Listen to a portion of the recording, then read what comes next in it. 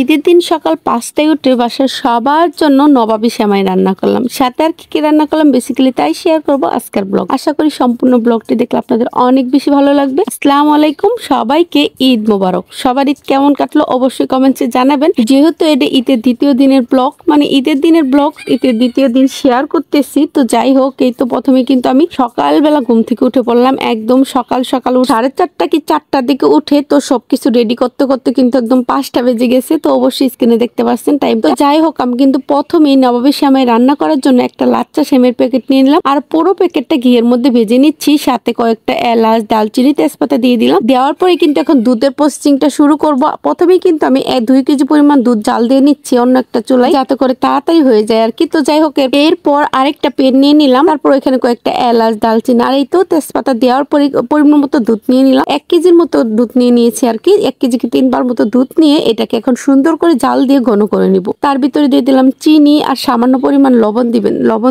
লবণ দিলে মানে মিষ্টির ব্যালেন্সটা ঠিক। তারপরে কিন্তু আমি একটু কনডেন্স মিল্ক দিয়ে দিলাম। আর এই তো আপনারা ওটা স্কিপ করলেও করতে পারেন। আর চিনিটা পরিমাণ মতন দিবেন আপনারা যেরকম খান আর কি। এখন জালটাকে মিডিয়াম টু লো আঁচে রেখে দুধটাকে অনবরত নেড়ে দুধটাকে অর্ধেক করে ফেলতে হবে। তো যাই হোক, দুধটাকে আর কি ঘন করে ফেলতে হবে। আর এই তো নারকেলটা একদম কমলা টাইপের ছিল, যার কারণে নারকেলটা সুন্দরভাবে কুড়ানো যায় নাই, মানে একদম একটু মোটা আঁচের হয়েছে। তো যাই হোক ব্যাপার না, চলে যাবে আর কি। তো এখনকার নারকেল না একটু কমলা টাইপের থাকে, তো ঈদের টাইমে যেহেতু সবাই কিনে, এর জন্য কিন্তু সবাই কমলা নারকেলটাই বিক্রি করে। আর এই তো দেখেন, যার ফলে এরকম কুড়ানো সম্ভব হয় না। আর আরেক চুলায় কিন্তু আমি সুন্দর করে পায়েস রান্না করে নিই। 1.5 কেজির মতো দুধ দিয়ে পায়েস রান্না করে নিচ্ছি। তো যাই হোক, ওই ফাঁকে কিন্তু পায়েসটাও রান্না করতেছি।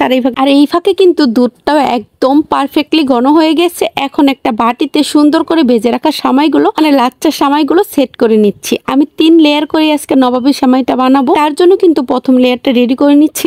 আর আজকের ভয়েসটা একটু স্কিপ করবেন, কারণ আমি বাহিরে ভয়েস দিচ্ছি, যার কারণে মোরকের ডাক বলেন, তারপরে বাতাস, সবকিছু শব্দ আসছে, সব মিলিয়ে একটু নয়েজ থাকতে পারে, তো এটা স্কিপ করবেন। তো যাই হোক, এখন কিন্তু দুধ দিয়ে দিচ্ছি প্রথম লেয়ারে। দেওয়ার পরে মানে একটু করে দিচ্ছি চতুর্পাশে, যাতে দুধটা সেট হয়ে যায়। তো এই তো এরপরে কিন্তু দ্বিতীয় লেয়ারটা দিয়ে নিব। এইভাবে আমি 3টা লেয়ার দিয়ে সুন্দর করে নবাবী সেমাইটা বানিয়ে নিব। আপনারা কে কে ঈদের দিন কি কি রান্না করছেন অবশ্যই কমেন্টে জানাবেন। তো আমি কিন্তু অনেক কিছুই রান্না করছি। নুডলস রান্না করছি, তারপর নবাবী সেমাই, লাচ্চা সেমাই, তারপরে জর্দা সেমাই, মানে মোটামুটি যা যা লাগে তাই রান্না করছি। আর আমার ছোট ভাইয়ের বউ তো রান্না করে নিয়ে আসছে একদম গরুর মাংস, তারপরে সরিষা ইলিশ, আর এই তো নবাবী সেমাই ও বানিয়ে নিয়ে আসছে। তো আমি বললাম যে তোরা বললেই পারতি, তাহলে আমি আর এটা বানাইতাম না। তো যাই হোক, এই তো 3টা লেয়ার দেওয়া শেষ। এখন কিন্তু উপর দিয়ে ভেজে